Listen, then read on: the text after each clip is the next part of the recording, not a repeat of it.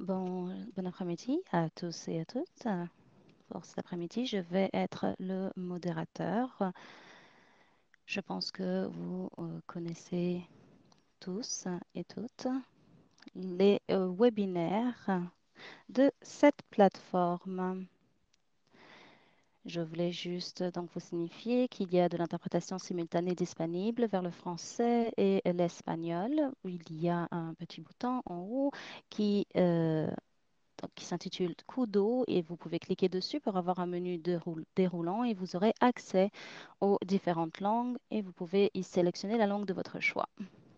Donc, comme je le disais, espagnol ou français. Il y a également une fonction clavardage et nous aurons également une période questions-réponses. Donc, je vous encourage tous et toutes à laisser des commentaires, à poser vos questions.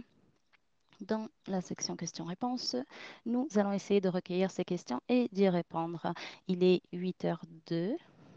Donc, est-ce que, Julie, je peux vous donner la parole? Oui, bien sûr, Ariane, merci. Donc, bienvenue à tous et à toutes. C'est formidable de vous voir ici en ligne pour cette discussion importante. Je vois de plus en plus de personnes qui arrivent. Je m'appelle Julie, je suis la vice-présidente pour les politiques et stratégies nationales au Centre de recherche canadien. J'aimerais reconnaître que je suis ici à Ottawa, au Canada, qui est situé sur les terres non cédées des peuples Anishinaabe et Algonquin. J'aimerais également donc reconnaître que vous nous rejoignez de différentes terres et j'aimerais que vous preniez un instant pour reconnaître l'origine de la terre sur laquelle vous vous situez. Il est euh, donc lors de ce forum pour le financement du développement. Cette discussion est très importante.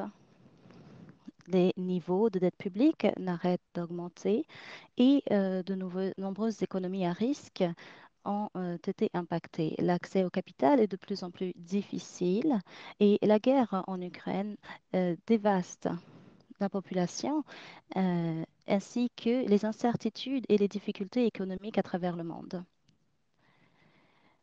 Donc, l'IRDC fait partie d'un effort national pour amener le changement dans les régions. L'impact de la COVID-19 et de la dette publique a été très négative sur la population, surtout sur les femmes, hein, dans les 2 dernières années. Les défis économiques auxquels nous faisons face euh, doivent être relevés pour pouvoir atteindre nos objectifs.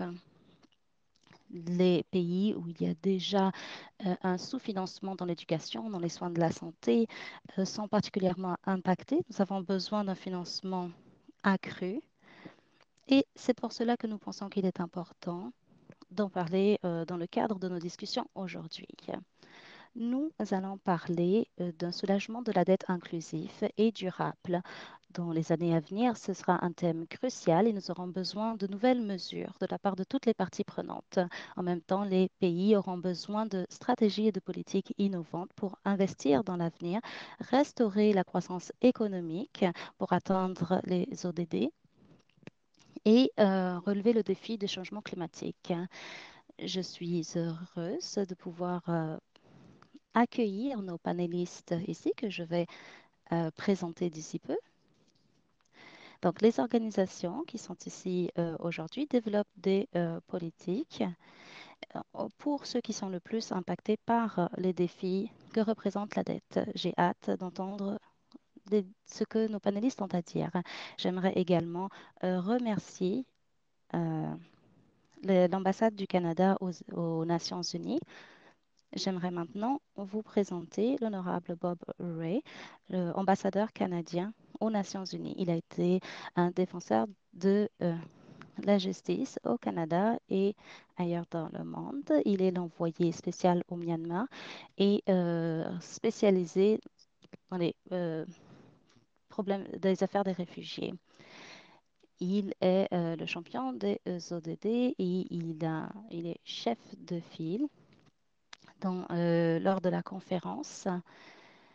Il est en charge des négociations avec l'ambassadrice Fatima du Bangladesh. Merci, Monsieur Bobret, et nous avons hâte d'entendre votre perspective et savoir ce qui doit être fait pour pouvoir faire face aux incertitudes continues. Merci beaucoup, Julie. C'est formidable d'être ici et je suis heureux de pouvoir m'exprimer, surtout avec ce sujet très opportun. Et j'aimerais aussi dire à tous ceux qui écoutent, nous sommes très fiers de l'IRDC. C'est une initiative qui a vu le jour il y a de nombreuses années pour travailler avec des instituts de recherche pour encourager des politiques basées sur des données probantes.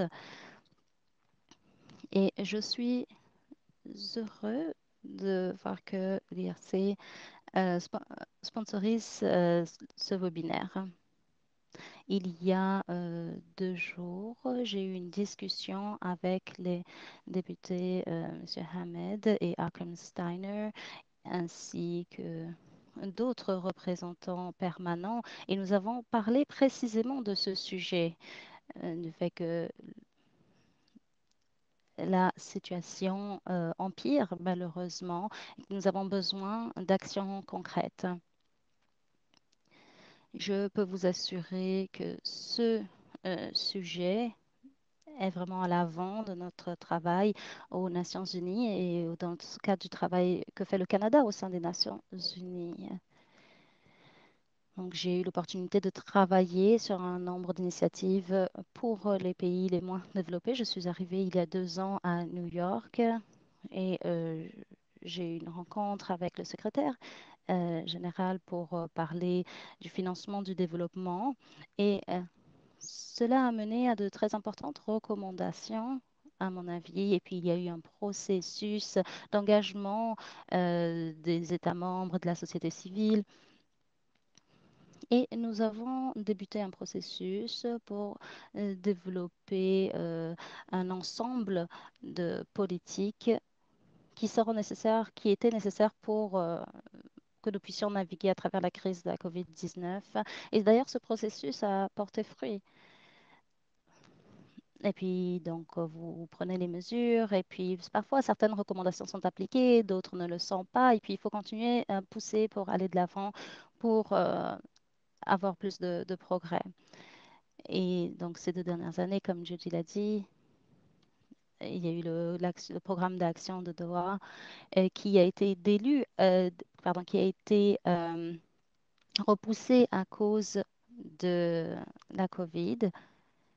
Mais oui, nous espérons avoir une nouvelle approche qui, lors de la conférence, sera mise en place et qui prendra donc moins d'1 an à être présentée à Doha. Donc, nous continuons à pousser et à avancer parce que nous pensons que nous ne pouvons pas attendre jusqu'à mars pour avoir ces discussions.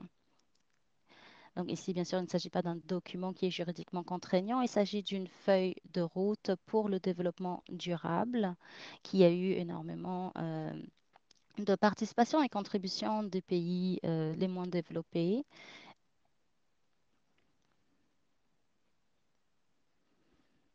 Et donc, nous espérons que ces initiatives seront mises en place plus rapidement.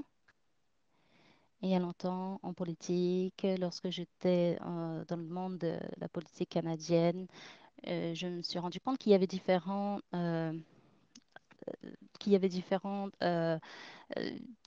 y avait des temps en fait différents, un temps pour le gouvernement, un temps pour les hommes politiques. Donc le temps dans lequel les décisions sont prises sont vraiment beaucoup plus lentes que, que dans la réalité. Et cela est vrai aujourd'hui encore. Si nous avions cette discussion il y a 6 mois, nous aurions eu un aperçu de ce qui se passait en Ukraine, dans l'est de l'Ukraine, et puis on aurait vu quelques tendances peut-être, mais on n'aurait jamais pu prédire la vitesse à laquelle la guerre en fait, se serait déclarée et l'impact que cela a eu. Même si nous avons des systèmes d'alerte précoce, c'est peu importe la force en fait, de ce système en place, nous n'aurions pas pu prédire ce qui se passe aujourd'hui.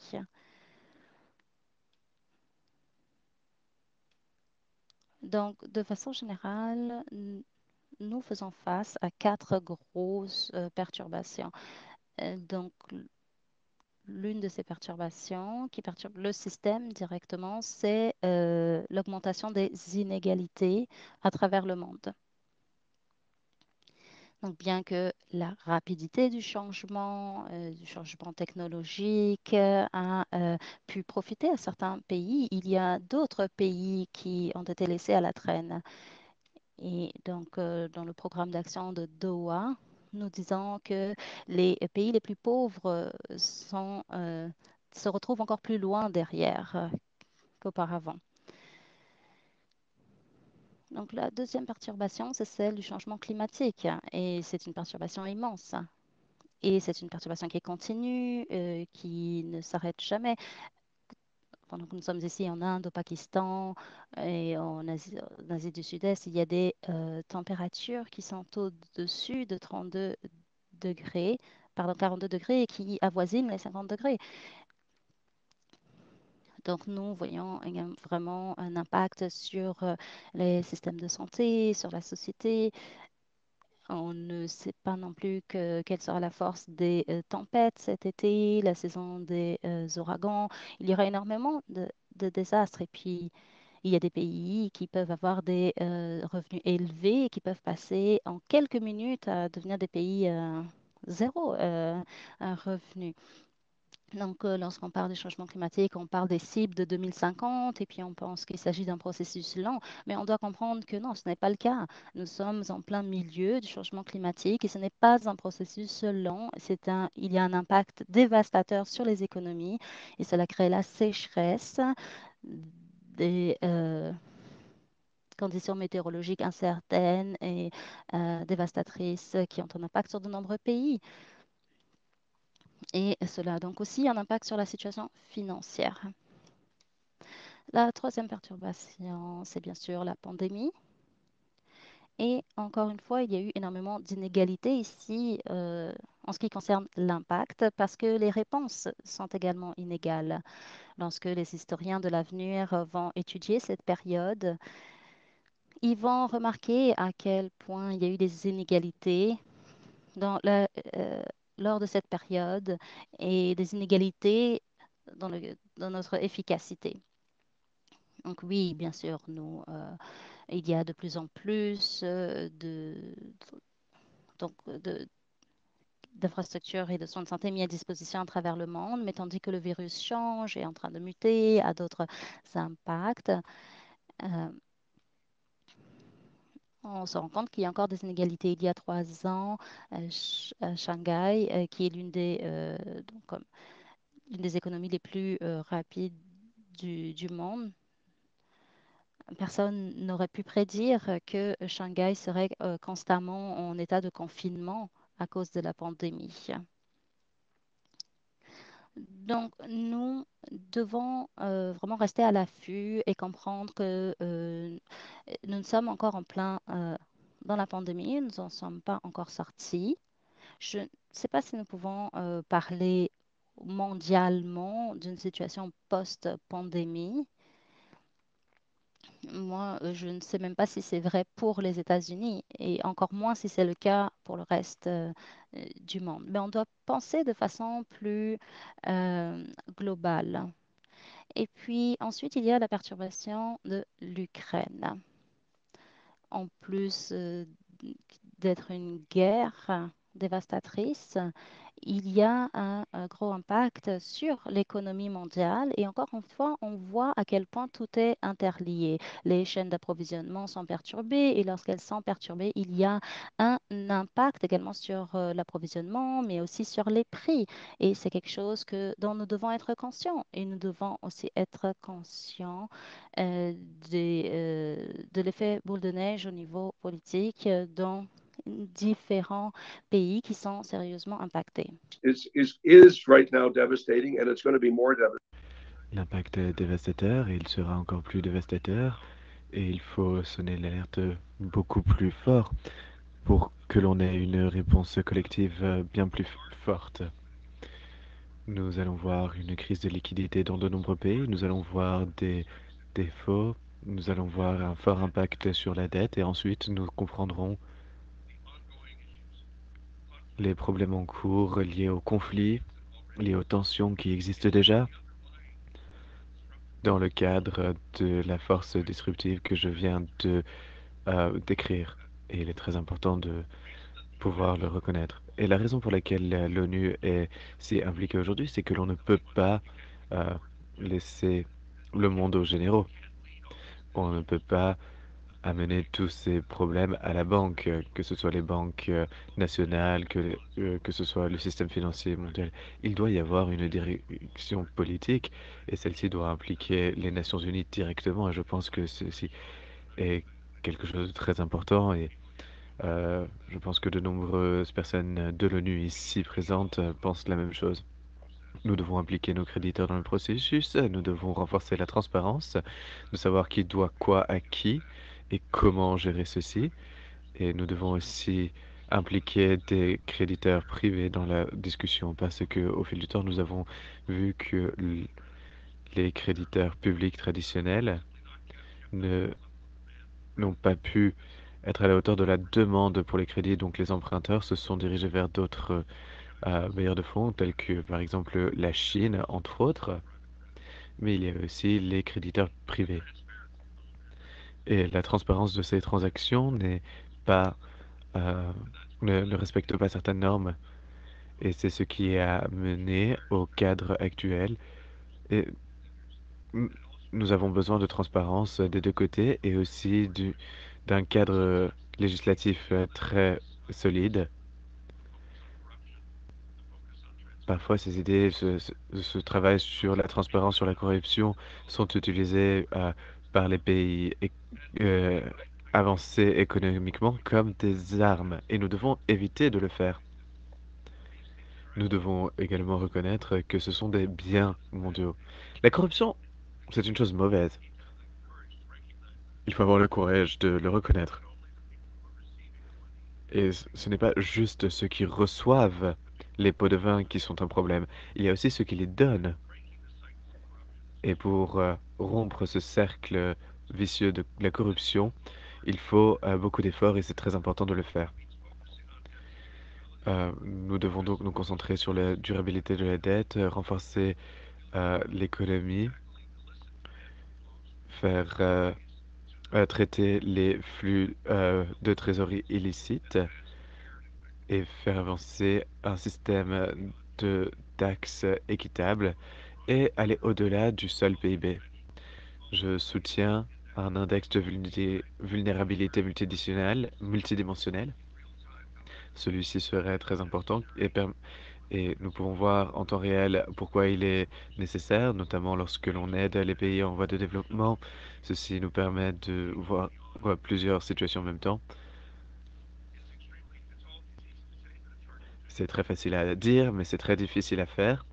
Il y a aussi beaucoup de résistance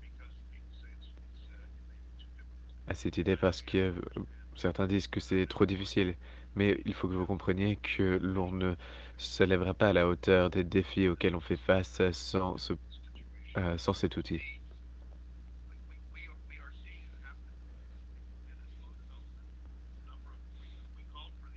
Nous avons appelé dans notre processus à utiliser cet outil. Euh, Nous en parlons avec le FMI, avec la Banque mondiale.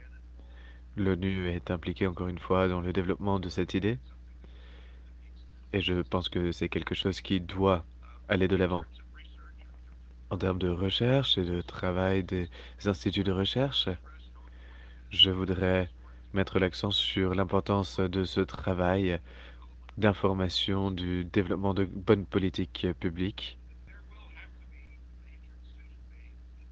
Il faudra prendre une décision très importante sur le type d'allègement de la dette que l'on peut fournir à l'avenir, que ce soit sur les taux d'intérêt ou autre chose, il va falloir restructurer la dette et toute restructuration de la dette qui a eu lieu au cours de ces 50 dernières années a toujours impliqué des réductions de niveau de dette.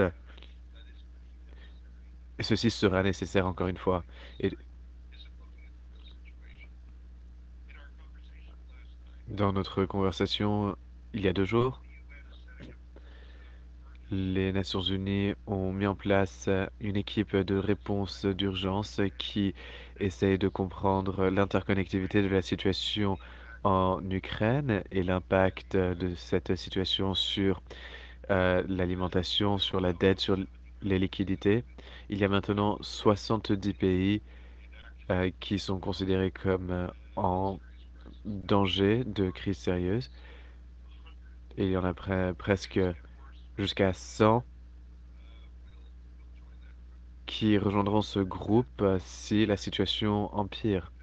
Nous devons comprendre l'impact potentiel de cette crise. Et au vu de ce que j'ai pu voir aussi bien au Canada que partout dans le monde, on peut très vite tomber de haut. Et de nombreuses prédictions sous-estiment le, le problème, sous-estiment son sérieux et sous-estiment à quel point les choses peuvent s'aggraver rapidement.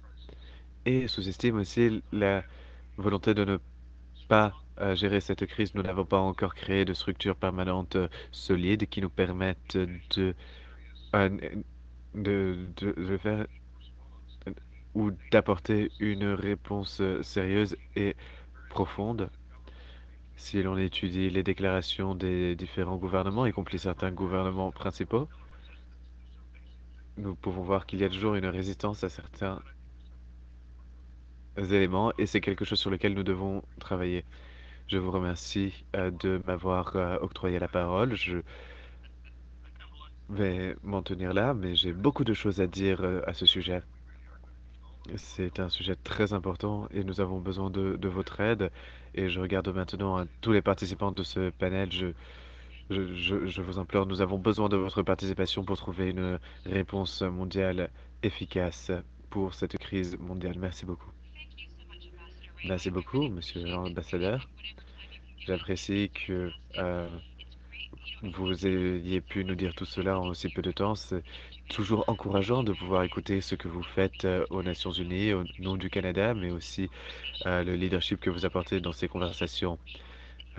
J'apprécie également ces 4 chocs dont vous avez parlé.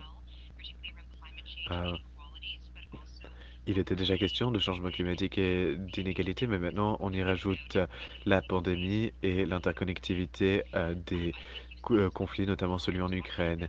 Vous avez également pu nous présenter ce qui est en jeu, notamment en termes de défis auxquels on fait face et ce que cela signifie pour le développement, le financement et la gestion de ceci.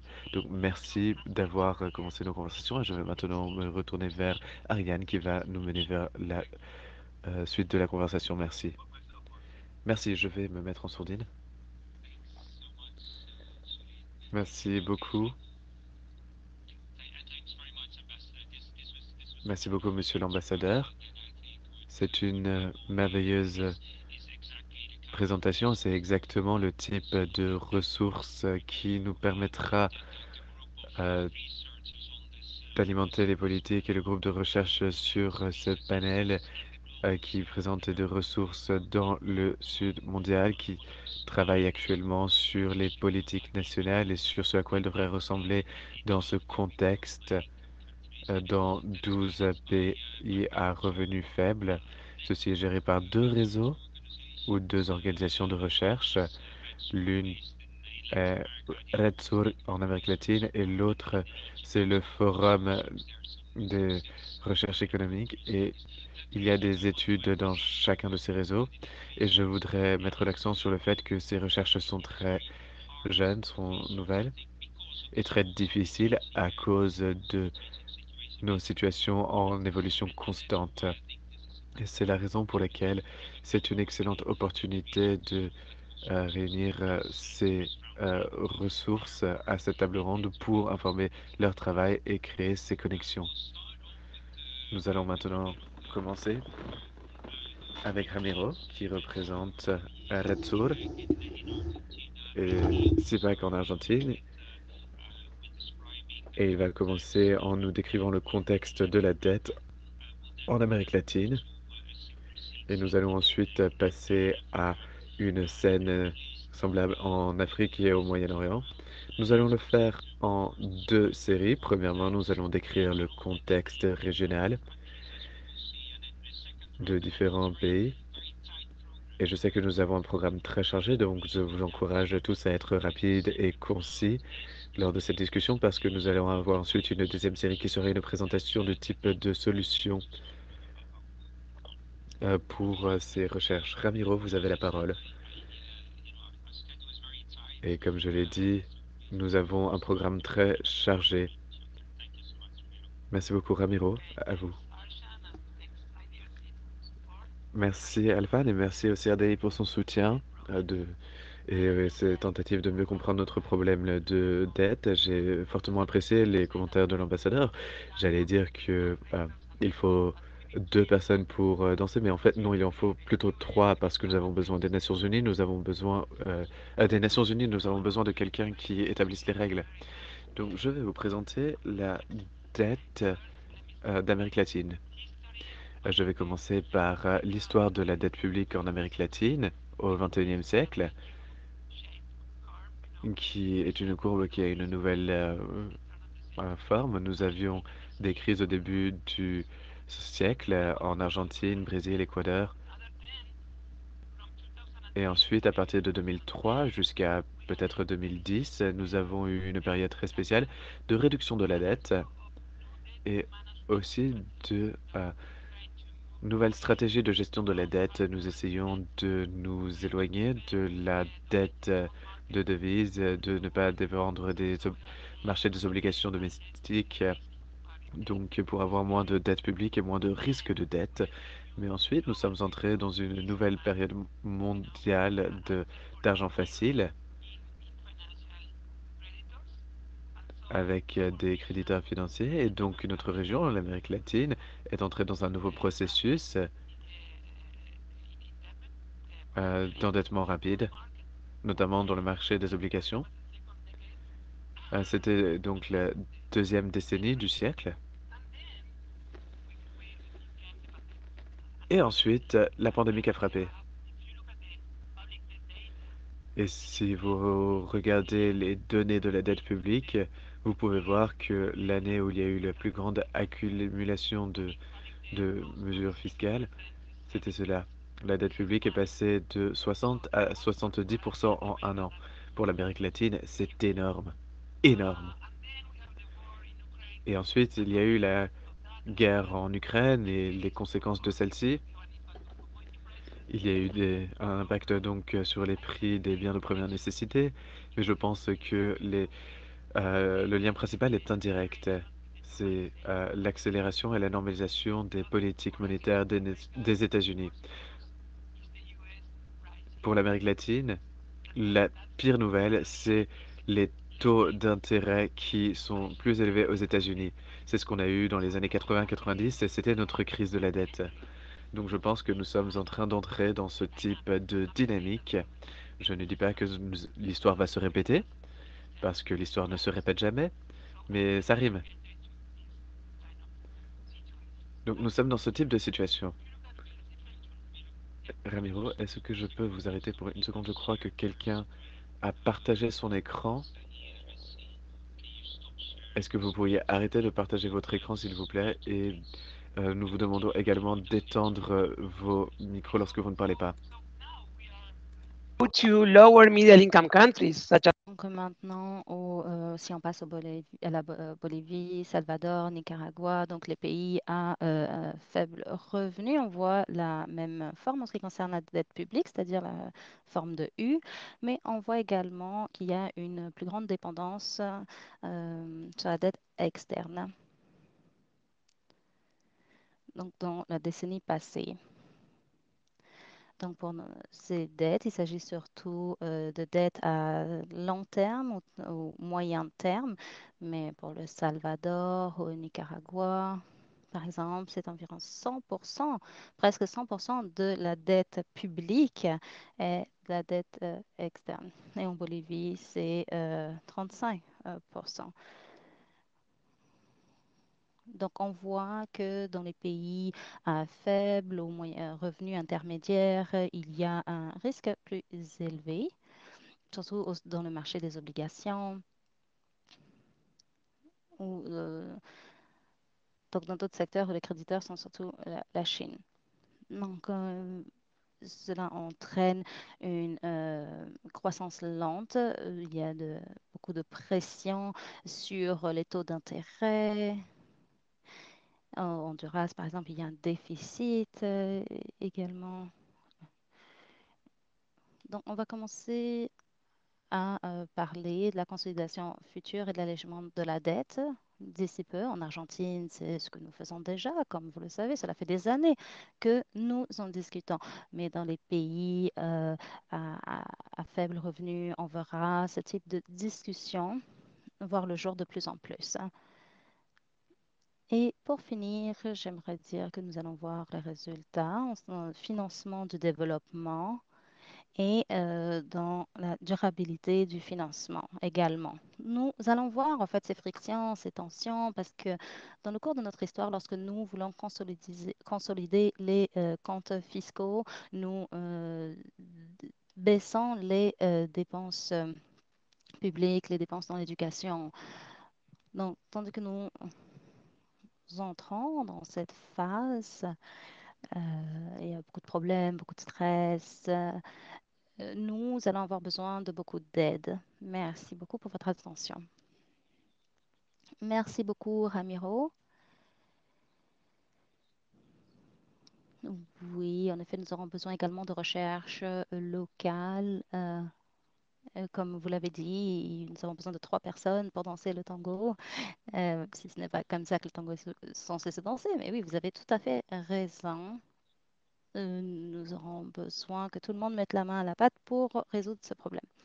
Maintenant, nous allons passer à un aperçu similaire en Afrique du Nord et au Moyen-Orient. Donc, le cofondateur du euh, Forum national du développement pour le laboratoire de développement pour le financement va prendre la parole. Merci beaucoup, Ariane. Des salutations de Beyrouth au Liban.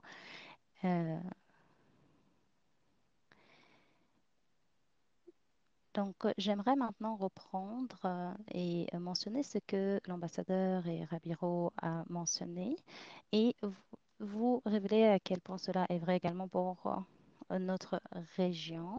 Et donc, en ce qui concerne le financement du développement et les comptes fiscaux, et donc établir le lien entre ces deux. J'aimerais remercier l'IDRC. Merci d'avoir financé tous ces groupes. Dans la crise actuelle de la dette, quels doivent être les ajustements et les programmes de réforme euh, qui doivent être mis en place et qui sont appropriés aux circonstances de 2022. Et ces circonstances sont très différentes de celles de la période précédente. Dans les années 90, par exemple, les années 2000, j'aimerais partager mon écran si j'y arrive.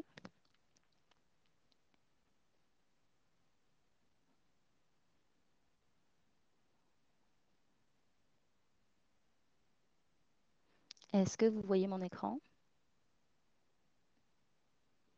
Non.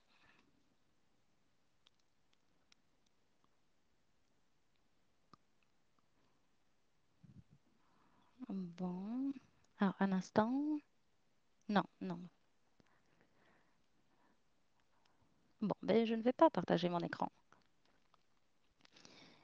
Donc, la question principale que je vais poser ici, c'est comment pouvons-nous penser en Afrique et au Moyen-Orient aux réformes à mettre en place? Quelles sont les différences clés il y a des différences en termes de financement externe et en termes de structure et de contraintes structurelles pour le développement. Monsieur l'ambassadeur a fait un très beau travail dans la description du nouveau cadre de travail qui a été mis en place.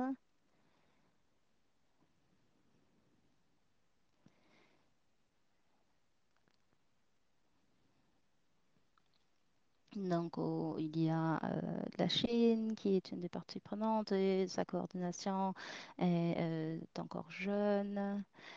Pour les créditeurs privés, ils sont également très présents en Afrique et au Moyen-Orient.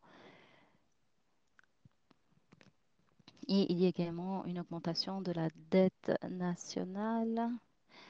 Il y a donc de nombreux nouveaux éléments qui doivent être pris en compte dans la coordination. D'ailleurs, depuis les années 80 et 90, il y a un risque de, que la dette ne soit résolue de façon, résolue de façon très lente. Donc, est-ce que c'est possible de se réunir et puis d'éponger la dette rapidement? C'est toujours en question.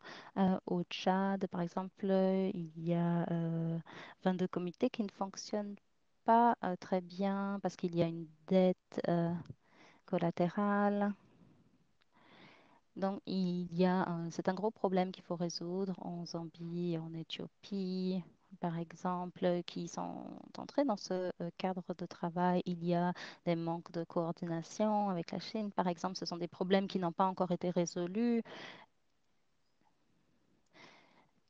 Donc, est-ce que la Chine va avoir ses propres principes, comme les principes de Shanghai, ou va s'aligner avec les principes de Paris, donc à savoir dans quel club ils vont jouer, c'est aussi en question. Dans le cas du Ghana, euh, c- donc c'est un pays qui n'a pas encore rejoint le cadre de travail parce qu'ils ont peur qu'il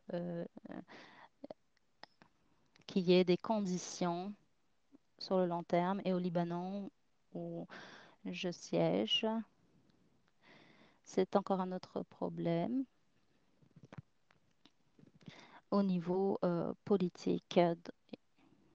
Donc, tous ces problèmes donc ont un impact au niveau des créditeurs. Mais maintenant, concentrons-nous sur la question au niveau interne. Qu'est-ce que les débiteurs doivent mettre en place? Donc, le problème de l'austérité des comptes fiscaux est bien connu. Je pense que je n'ai pas besoin de passer beaucoup de temps à vous expliquer cela, mais peut-être quelques mots sur l'origine.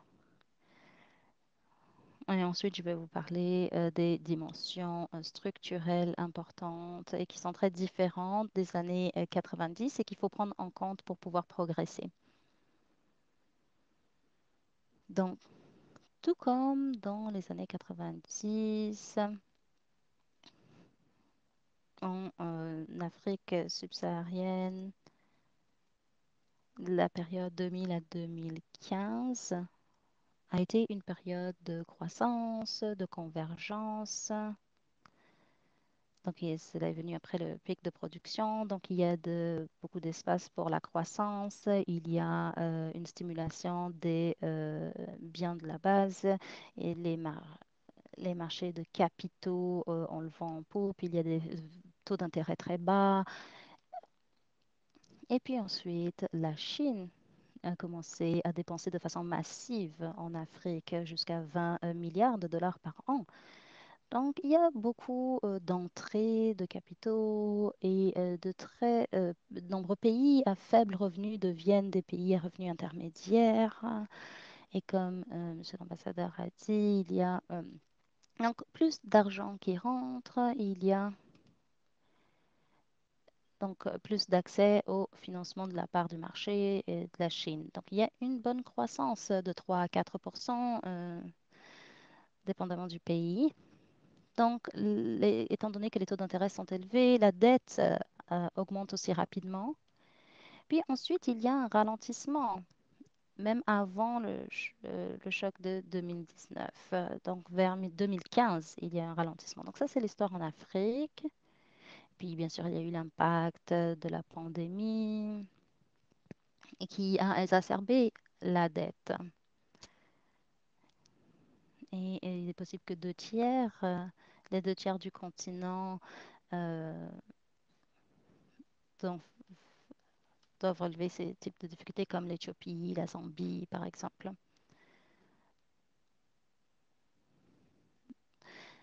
Donc, au Moyen-Orient et en Afrique du Nord, l'histoire est quelque peu différente. Donc, oui, il y a eu un même accès facile au marché, mais c'est vraiment vers 2011, le printemps 2011, qu'il y a un besoin davantage de dépenses et donc d'avoir une procédure d'emprunt plus élevée. Et donc, c'est cela qui amène à la crise de la dette au Liban, entre autres, comme par exemple en Égypte, au Maroc potentiellement aussi. Donc, il y a des facteurs politiques qui exacerbent la situation dans les années 80-90 en Afrique, en Afrique subsaharienne notamment. Et donc, la société civile est plus vocale et peut réagir de façon plus violente.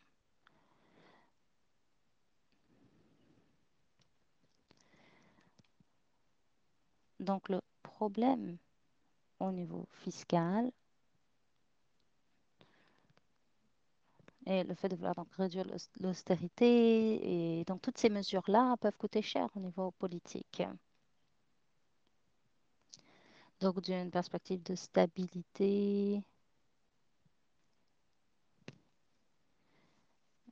il faut donc qu'il y ait plus d'efforts pour la croissance et cela va être important au niveau mondial de maintenir cette croissance. Donc, dans la sphère politique, il faut également garder à l'esprit que les pays à faible revenu et revenus intermédiaires sont des pays où la contribution politique pour la reconstruction du pays devra être très importante. Mais j'aimerais revenir à mon point clé, qui est en fait les différences clés en termes de structure économique. Et cela revient un peu sur ce que Monsieur l'ambassadeur a mentionné plus tôt. Je pense qu'il y a 4 problèmes, surtout, qui doivent être pris en compte. Donc, premièrement, le fait que la dette interne est très large. Beaucoup d'investissements qui ont eu lieu dans les 2 dernières années sont une réalité et doivent être maintenus. Donc, troisièmement, c'est le changement climatique. Et quatrièmement, donc le revers de la médaille de la mondialisation. Donc, en ce qui concerne la dette publique, de nombreux pays, tandis qu'ils passent en fait de pays à faible revenu à pays à revenu intermédiaire,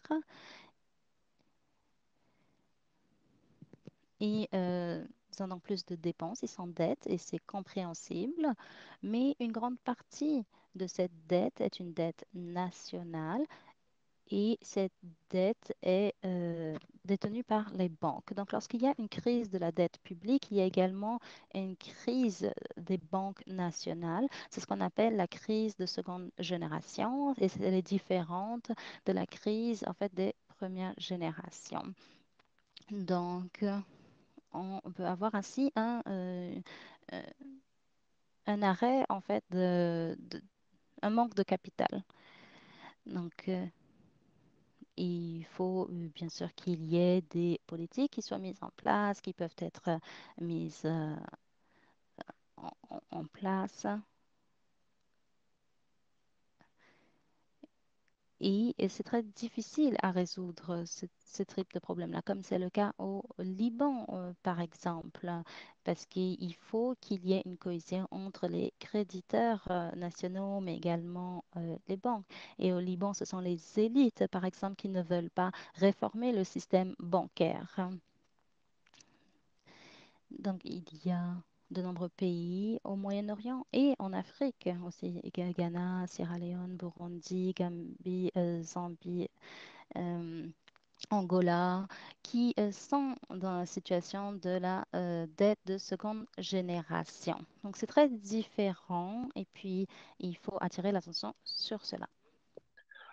The second issue has Le deuxième problème est lié à la protection des actifs publics. Lors de la première crise de la dette, euh, les politiques n'étaient pas compétitives et euh, nombreuses n'ont pas survécu au programme d'ajustement. Mais la conjoncture actuelle, il y a de nombreux actifs publics, notamment d'infrastructures, qui ont été financés par les dettes des 3 décennies précédentes et ne pas les maintenir aurait été un désastre pour l'avenir. Mais il fallait des liquidités pour les maintenir. Et donc la dette doit penser à des nouveaux fonds et comment le gérer. Il y a également des questions de réforme. Comment mieux gérer l'infrastructure publique, par exemple, c'est un point qui doit être présent dans ces programmes. Il y a également le point qu'est le climat et comment financer l'adaptation et l'atténuation du changement climatique. Et ce que nous devons intégrer dans ces programmes, eh bien, c'est premièrement que nous ne sommes pas en train de parler de milliards, mais de milliers de milliards de dollars lorsque l'on parle de finances vertes. Ces programmes coûtent cher. Deuxième point important, il s'agit d'investissements qui ont un fort retour sur investissement. Dans le cas de l'atténuation, vous remplacez le, le gaz par le solaire. Et aujourd'hui, le solaire coûte moins cher que le gaz, donc c'est un bon investissement. Mais en termes de liquidité, c'est très différent, parce qu'il faut tout payer en avance. Et lorsque vous utilisez le gaz ou le carbone, c'est au fur et à mesure que vous payez. Donc le taux d'intérêt est crucial pour pouvoir euh, rendre l'atténuation intéressante. Et si l'on ne peut pas emprunter en extérieur, ceci ne sera pas possible.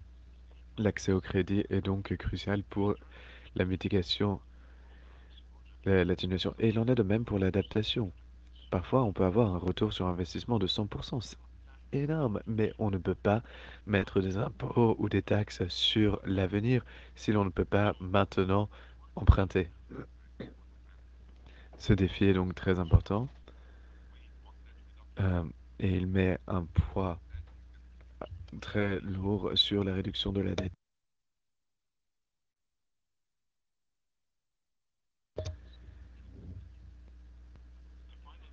Et le dernier point que je vais vous présenter, c'est celui de la robotisation, de la modélisation et aux technologies.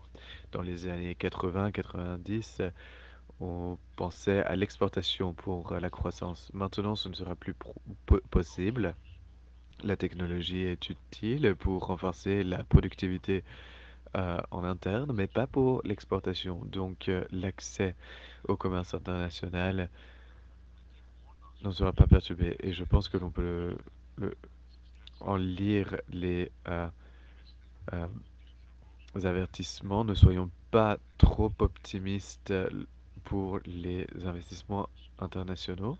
Je vais m'arrêter là et je voudrais écouter les perspectives des différents pays, de voir comment ceux-ci voient ces éléments et les intègrent dans leur programme. Merci beaucoup. Merci beaucoup pour votre présentation et sur l'accent que vous avez mis sur les différences et les points communs entre les pays et les complexités de chacun de ces pays.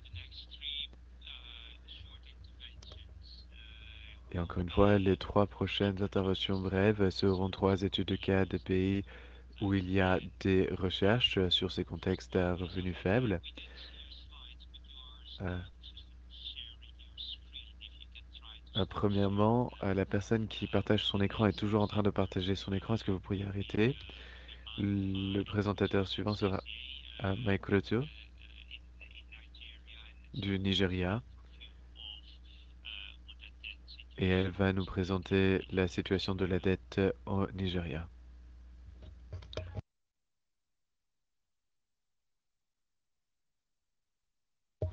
Bonjour ou bonsoir à toutes et à tous en fonction de là où vous vous trouvez. Je vais partager mon écran.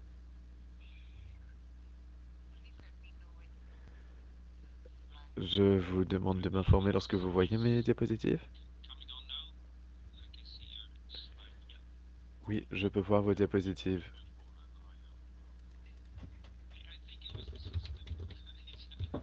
Je crois que c'était le système. Donc aujourd'hui, nous allons vous montrer l'étude de cas du Nigeria. Premièrement, nous nous concentrons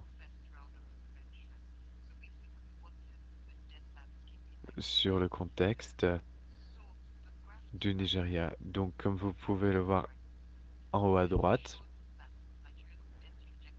un graphique qui montre la trajectoire de la dette au Nigeria.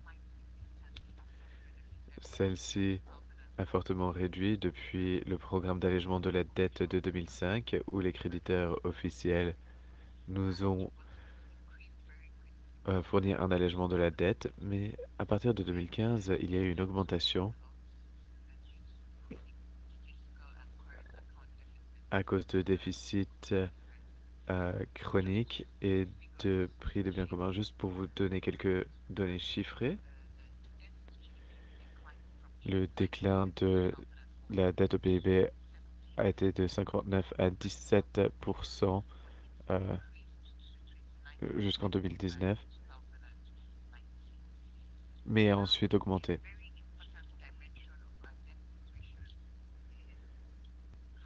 Maintenant, ce qui est très important, c'est les revenus qui sont alloués à la dette. Au début de la pandémie, le gouvernement fédéral a dépensé 89% de ses revenus sur les paiements d'intérêt pour les prêts.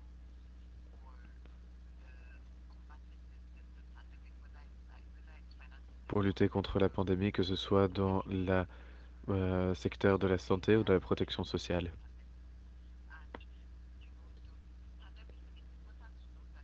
Il est important de noter que la pandémie n'a fait qu'aggraver une situation déjà mauvaise au Nigeria. Nous avions une pénurie de revenus, nous avons eu un confinement où nous avons eu des prix trop élevés et en même temps nous avons dû augmenter les dépenses pour les secteurs qui nous auront tirés de la récession dans laquelle nous nous trouvions. Nous avons donc dû emprunter encore plus au début de la pandémie. La deuxième dimension de notre situation de la dette, c'est que le paysage des créditeurs a fortement changé.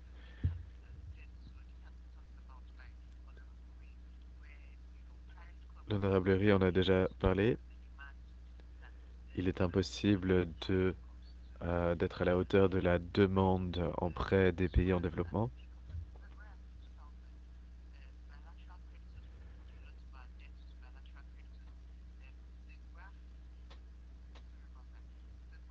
Le graphique en bas à gauche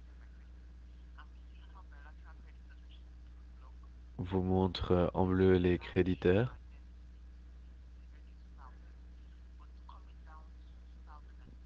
Dans les années 2000, mais si on arrive à 2007-2008, on peut voir une chute importante juste après l'initiative d'allègement de la dette.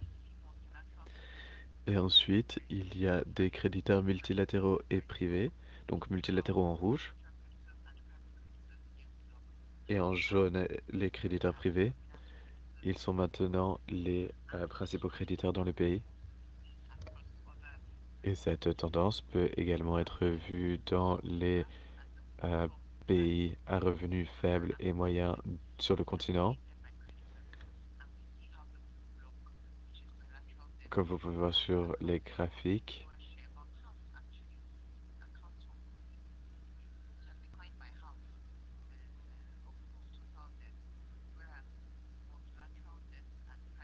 les dettes multilatérales et privées ont augmenté. Je vais maintenant donner la parole au présentateur suivant. Et lors de la deuxième série d'interventions, nous verrons de manière plus critique comment la succession de la dette peut nous délivrer euh, des inquiétudes climatiques. Merci. Merci beaucoup.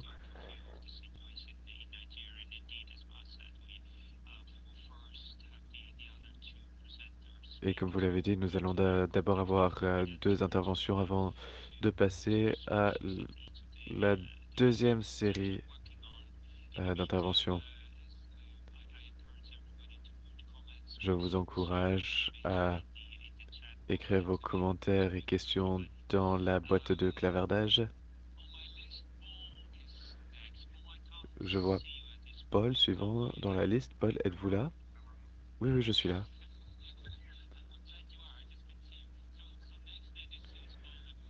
Merci. Nous avons maintenant Paul Akuman, qui est un chercheur à l'ICP en Ouganda.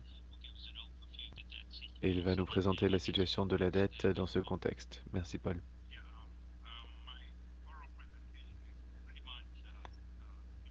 Oui, ma présentation est très semblable à celle aux interventions précédentes, y compris celle de l'honorable ambassadeur.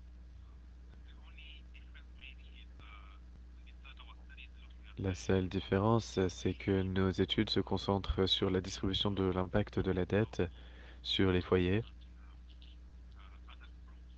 et d'autres groupes tels que les femmes et les enfants, notamment en termes de groupes vulnérables.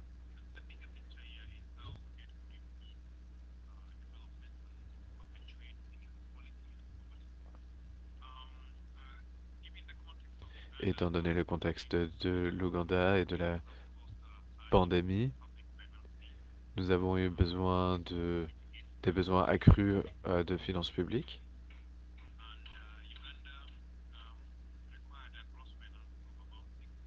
Et l'Ouganda a eu besoin d'une avance de 6 milliards de 2020 à 2022.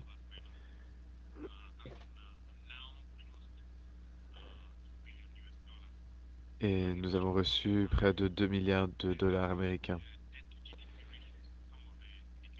Le ratio dette PIB devrait augmenter. Nous en sommes actuellement à 31%.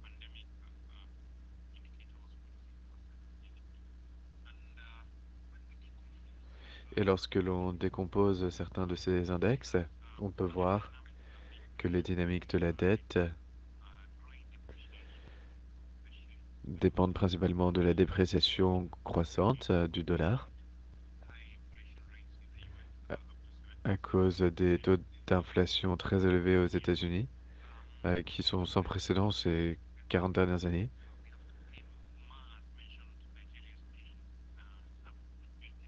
Et nous devons également payer plus.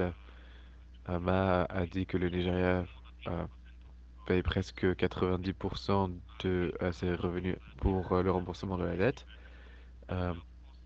Le chiffre est très élevé également en Ouganda. Cependant, notre taux de croissance pré-Covid était très fort. Did help to dampen the rate of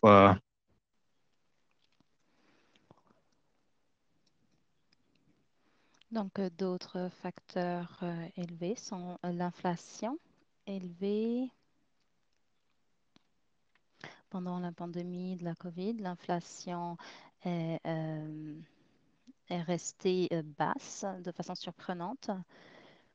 Nous avons également des problèmes de faible gouvernance et je pense que Monsieur l'ambassadeur l'a mentionné plus tôt, des problèmes de transparence et des problèmes de responsabilisation, surtout en ce qui concerne les dépenses. Et il y a également des faiblesses en termes de mobilisation de revenus. Actuellement, nos revenus, notre PIB est de 12%, ce qui n'est pas comparable aux autres pays de revenus similaires qui est plus proche de 20%. Donc, l'économie est, le- est très élevée et très importante dans les secteurs informels. Donc, notre dette est de 97% par rapport au revenu national. Donc, il ne nous reste plus que 3% au niveau national. Et donc, ces 3% sont dépensés pour des activités. Donc, le service de la dette correspond à 30% de notre PIB et les dépenses pour la santé et l'éducation ne concernent que 12%. Et les dettes en termes d'exportation sont à 200%. Et cela est dû à une performance médiocre des exportations. La dette externe de l'Ouganda représente 40% du PIB et la dette nationale. D'ailleurs, récemment, nous avons remarqué une augmentation de notre dette de devises qui correspond maintenant à près de 40% des dettes totales et 80% de la dette domestique est à court terme et on s'attend à ce qu'en moins d'un an, elle mature. Nos revenus, comme Ariane l'a dit, même avant la COVID-19, nous avions des défis vis-à-vis des revenus et bénéfices au niveau national, mais COVID-19 a vraiment exacerbé cela et a amené à une baisse des revenus. C'est-à-dire que l'Ouganda a besoin de demander plus de prêts. Comme je l'ai dit plus tôt, nous avons dépendu près de 40 millions de dollars américains pour renflouer nos réserves. Nous avons remarqué des problèmes clés qui sont la composition de la dette ougandaise. Donc,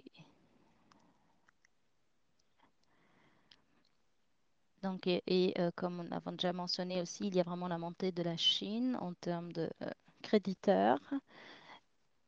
Et puis, donc, il y a une transformation de ce côté-là. Et au niveau national, nous dépendons beaucoup des banques commerciales qui ont des taux d'intérêt élevés et une grande partie de cette dette va mûrir en moins d'un an, comme je l'ai mentionné plus tôt.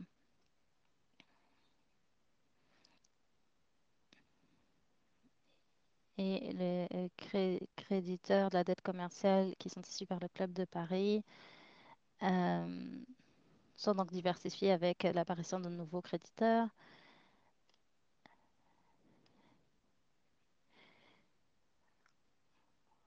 Mais donc, comme je l'ai dit, certaines dépenses sont à 7% de nos revenus.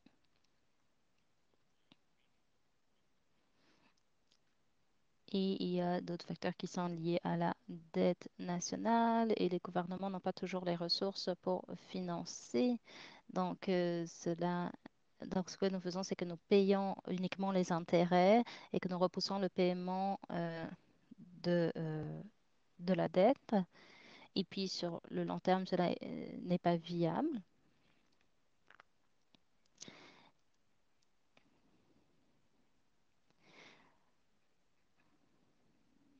Donc, il y a également une collatéralisation de la dette. Et comme j'ai mentionné, donc nous avons des problèmes en termes de transparence et en termes de gestion de la dette. Nous reconnaissons l'impact et le rôle que les initiatives ont joué par le passé. Donc, nous avons également des fondamentaux macroéconomiques faibles et nous faisons face à une crise économique.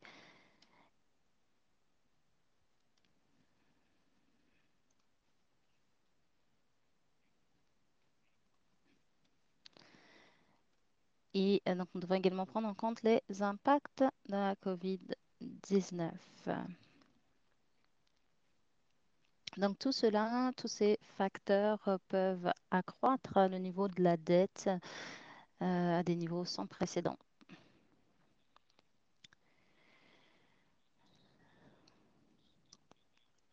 Alors, un instant, en fait, il y a un problème avec le système. Vous avez été mis en sourdine, ce n'était pas moi, mais nous allons revenir maintenant aux solutions sur lesquelles vous travaillez. Mais avant cela, j'aimerais donc fi- finir ici la première partie avec une présentation sur l'Éthiopie. Donc, nous avons hâte d'entendre la prochaine présentation sur l'Éthiopie. Je sais que l'ordre du jour est assez serré. Nous avons énormément de présentations, donc si vous pouviez être assez bref, cela serait apprécié.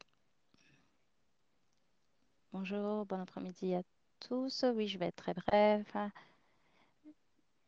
Je comprends que je n'ai pas beaucoup de temps qui m'est imparti.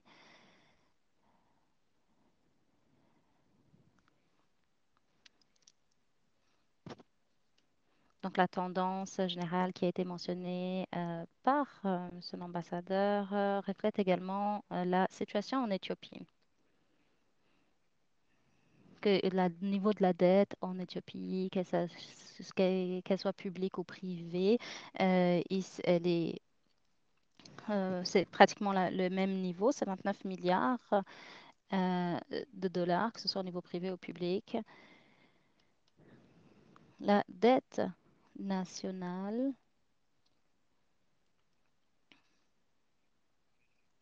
engendre une inflation significative qui atteint 35%.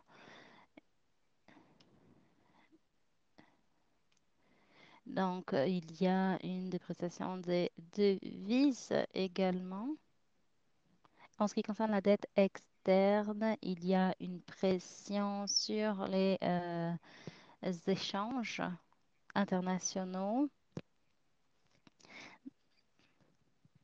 Donc, c'est un problème en ce qui concerne le service de la dette, par exemple. De façon générale, nous exportons énormément. Donc, nous n'avons pas assez d'exportation et nous devons nous concentrer sur l'exportation des marchandises. Donc, 2 tiers de nos exportations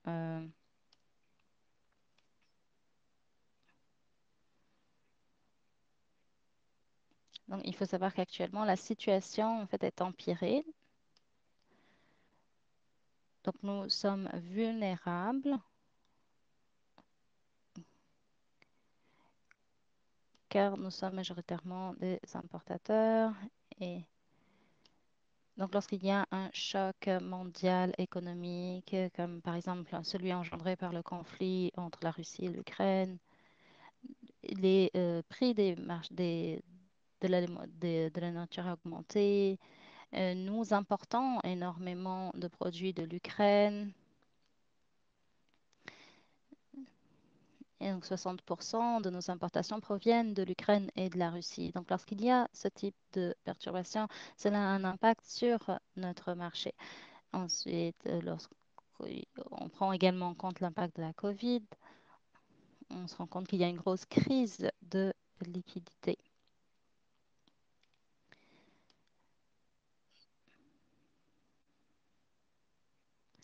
Donc même lorsqu'on est solvable, on ne peut pas être au service de la dette parce qu'il y a une crise de liquidité. Il faut savoir que également 50% de la dette était, était multilatérale, donc elle provenait de donneurs multilatéraux, la Banque de développement, le FMI, par exemple. Et le reste est une dette bilatérale. Et cette dette bilatérale est due à la Chine majoritairement.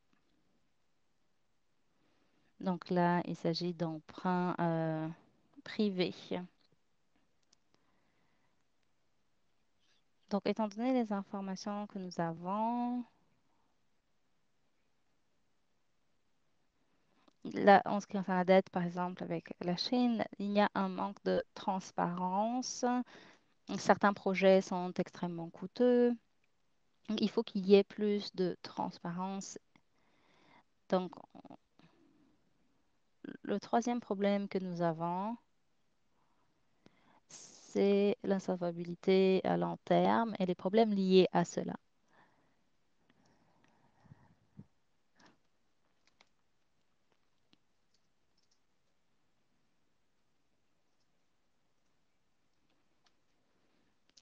Le problème de la dette éthiopienne est donc un gros problème. On n'a pas, les exportations ne vont pas bien. Et dès qu'il y a une perturbation au niveau du marché mondial, nous sommes encore plus vulnérables parce que nous sommes très dépendants des importations et que nos exportations ne vont pas bien. Ensuite, nous avons également des objectifs de croissance très ambitieux.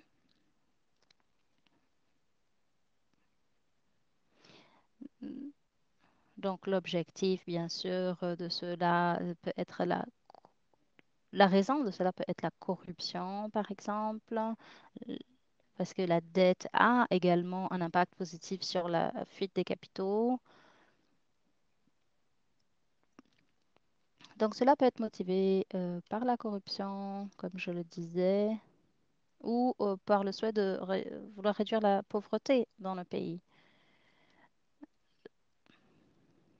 Dans tous les cas, cela a un impact sur la position fiscale du pays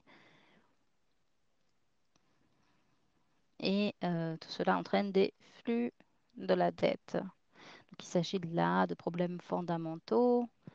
Et puis, il y a également d'autres éléments qui sont conditionnels, comme par exemple des éléments qui dépendent des finances.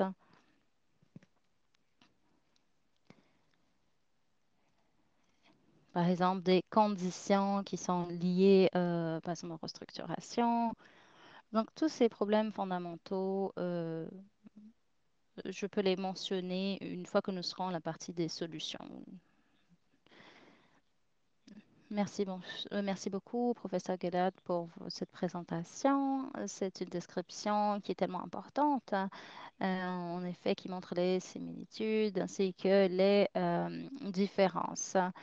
Je suis désolée de vous rappeler constamment le temps qui nous reste. Nous n'avons plus que 15 minutes, mais je vais inviter chacun des panélistes et je vous invite, vous avez 2 minutes uniquement. Est-ce que vous pouvez nous dire quels sont les problèmes les plus importants? Donc, nous savons qu'il y a des solutions nationales sur lesquelles vous travaillez qui sont nécessaires pour la transformation donc de la situation économique et pour le débat. Donc, vous travaillez sur ces mesures et est-ce que vous pouvez dire rapidement à nos participants quelles sont les, les solutions sur lesquelles vous travaillez? Donc, j'aimerais que que vous vous concentriez, par exemple, les, sur les mesures liées donc au financement du développement et au changement climatique. Donc, nous n'avons que donc c'est 2 minutes par panéliste.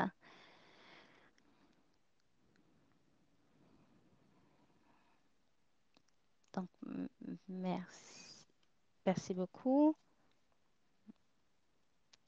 Nous sommes très vulnérables au changement climatique. Donc, en nous basant sur 5 indicateurs, donc, il s'agit d'un index pour la biodiversité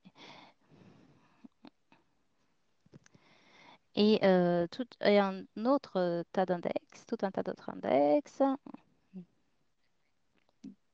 Nous catégorisons les différents pays pour savoir s'ils sont vulnérables, très vulnérables au changement climatique et cela est lié à leur niveau de la dette.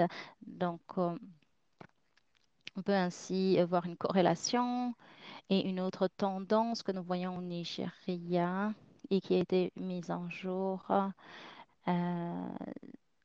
c'est le fait d'investir dans les secteurs clés et puis comme la santé, les secteurs liés à l'égalité des genres et l'environnement et le lien avec le service de la dette. Et nous utilisons une série d'analyses pour déterminer est-ce que donc le pays s'engage dans ce type de mesure avec ses créditeurs. Et nous utilisons une stratégie en fait qui se base sur les événements passés parce que ce ne sont pas tous les pays qui ont envie en fait de mener ces recherches-là. Euh,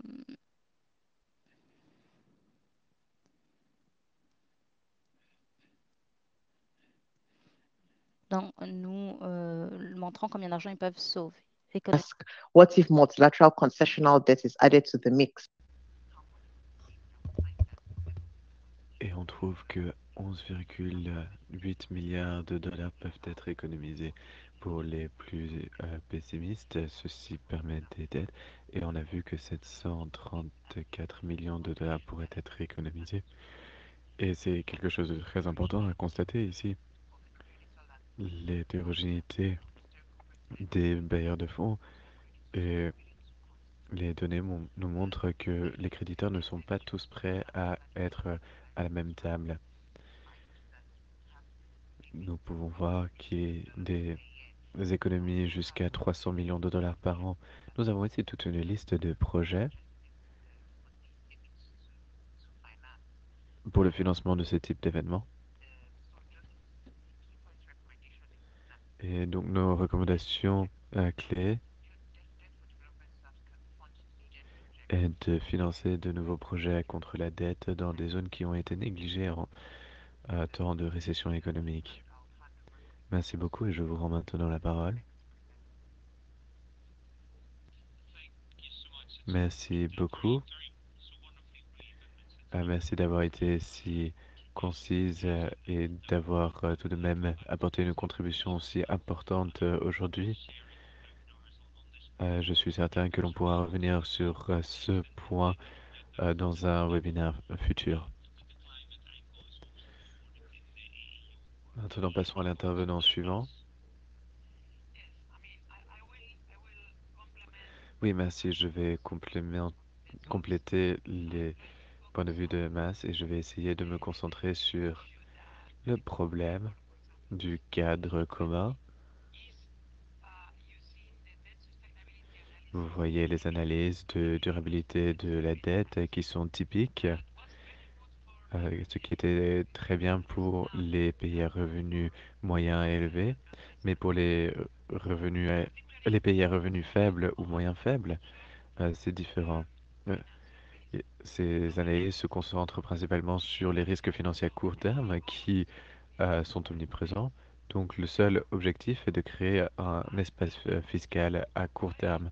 Et je pense que nous devons nous éloigner de cela parce que cela restreint les analyses pour les institutions internationales et nous devons inclure des objectifs à long terme de développement durable. Nous le faisons dans la recherche, mais nos institutions mondiales s'en tiennent encore aux analyses de durabilité où ils ne se concentrent pas sur le contexte local et ils se concentrent également sur la durabilité financière à court terme, sans discussion sur les investissements de capital nécessaires pour le développement. Donc nous devons travailler pour la mise en œuvre de ce type de boîte à outils parce que celles-ci permettront de façonner les politiques domestiques. Merci beaucoup, Ramiro. Et je vois que vous honchez de la tête, mais je voudrais vous demander de patienter un peu parce que l'on va revenir vers Paul et Ameo avant. Paul, vous étiez en sourdine auparavant. et ce involontairement. J'espère que ce problème a été résolu. En 2 minutes, pourriez-vous nous dire quelles sont les principales zones sur lesquelles vous travaillez en termes de trouver des solutions? Allez-y, Paul.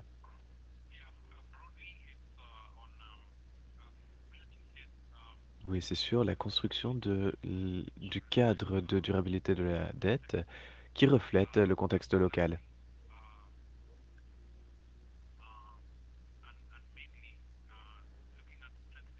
Mais aussi, nous voulons renforcer les liens pour le financement de la dette et les retours de croissance, notamment pour améliorer l'efficacité des investissements, pour nous assurer que la dette puisse être financée par les projets les plus productifs.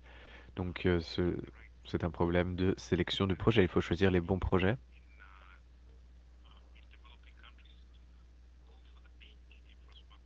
Parce que l'on peut voir dans les pays en développement qu'il y a tendance à aller vers les projets les plus gros, mais ce n'est pas toujours la meilleure solution. Merci, merci beaucoup. Et merci d'avoir souligné le besoin de spécificité dans cette analyse, ce qui est très critique pour le soutien apporté par la communauté internationale. Et encore une fois, je sais que vous avez beaucoup de choses à dire à ce sujet. Alama, et maintenant, qu'en pensez-vous? Quelles sont vos priorités clés?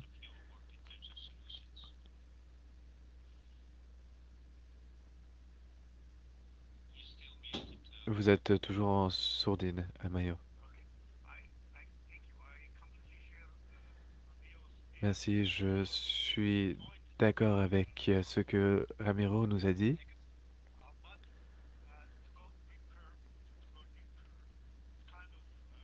Mais pour aller plus en détail,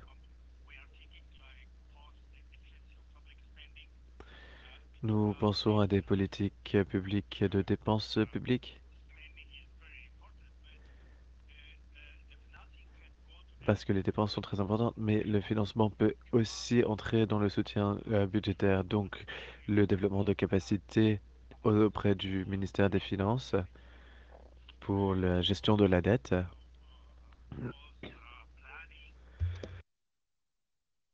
et la planification de la croissance permettant d'être ambitieux afin que tout projet choisi puisse avoir un retour.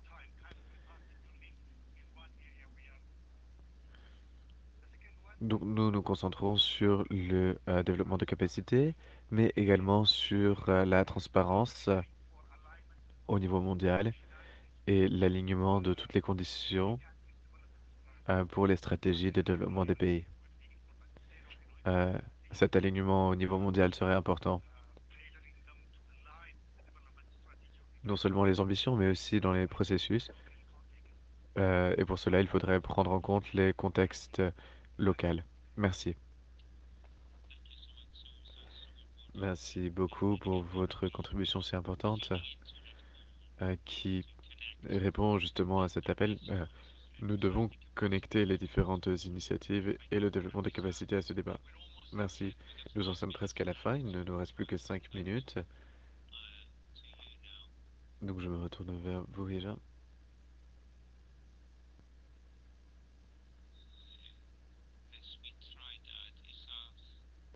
Isar a peut-être disparu.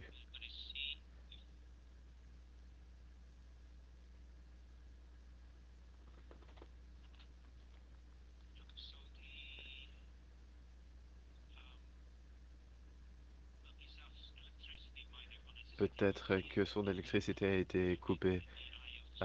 Il était au Liban. Il disait dans une situation très difficile, donc peut-être qu'il n'a plus d'électricité. Donc nous allons... Ah, Isar, vous revoilà. Vous nous avez manqué. Je disais qu'il nous reste 4 minutes et je vous ai vu hocher de la tête à de nombreux commentaires, donc j'aimerais que l'on se tourne vers vous pour que vous fassiez une dernière intervention. Oui, je pense qu'il y a un fort consensus sur le fait que dans cette nouvelle génération de réformes, nous devons aller au-delà du consensus de Washington qui était serrez-vous la ceinture et fermez les yeux. Maintenant, il est question d'efficacité de gouvernement et de réforme de seconde génération. Et c'est ce que l'on disait. Il faudrait choisir des réformes qui vont nous apporter de bons retours à l'avenir.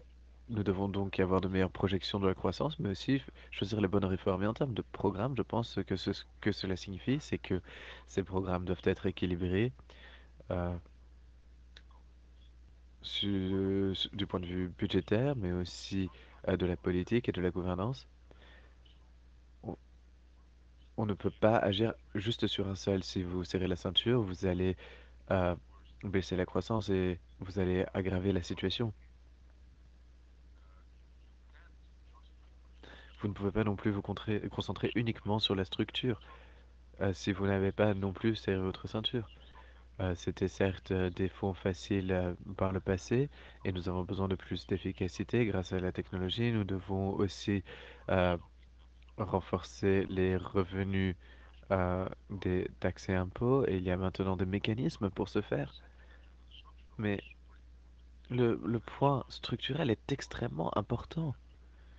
Nous devons renforcer l'efficacité, mieux gérer notre infrastructure, euh, avoir un secteur privé plus actif pour être plus résistant aux perturbations, avoir une plus grande participation des femmes. Il y a toute une série de nouveaux mécanismes et de nouveaux défis auxquels nous devons répondre en termes de structure. Et pour finir, rien de tout ceci ne peut fonctionner sans une meilleure gouvernance qui soit plus adaptée à ses besoins. Il faut une plus grande redevabilité, il faut réduire la corruption.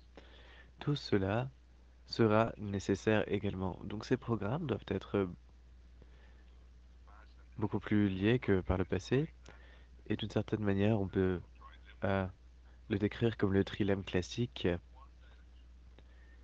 Une seule direction, cela nuirait aux deux autres. Il faut trouver donc un équilibre entre ces trois dimensions pour aller de l'avant.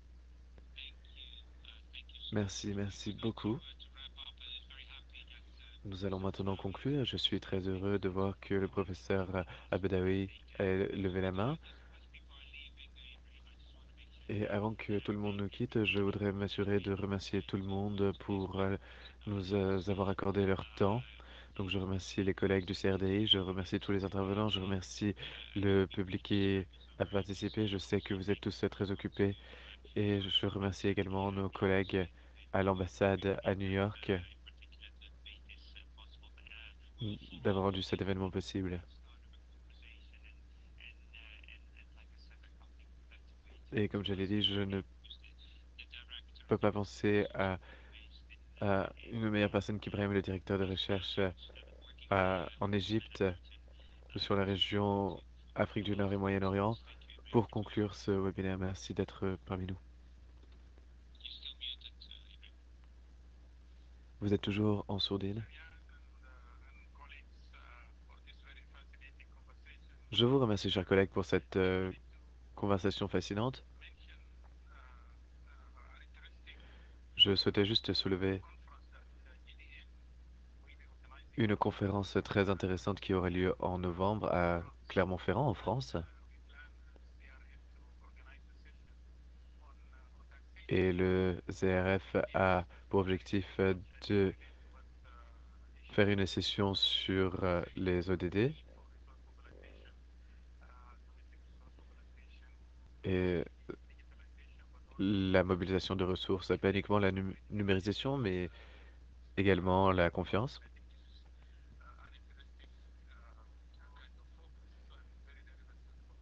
Et c'est un point très pertinent pour cette conversation et très intéressant. Je voulais juste ajouter une question. Il semblerait que certains pensent que l'économie mondiale ne va pas s'arrêter.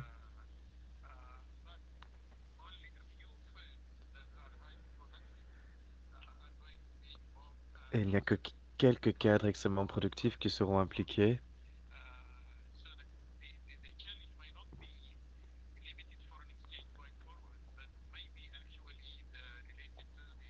Donc peut-être que l'on ne sera pas limité pour la protection de l'ordre économique.